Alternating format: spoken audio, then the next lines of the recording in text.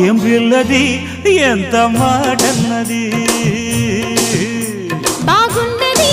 కోడే ఈడన్నది సిగ్గుల పురి చెక్కిలి తనకుంది అంది కొమ్మకు జత వీడేనని ఒట్టేసింది ఎక్కడ ఏం చెయ్యాలో నేర్పవన్నది ఏం పిల్లది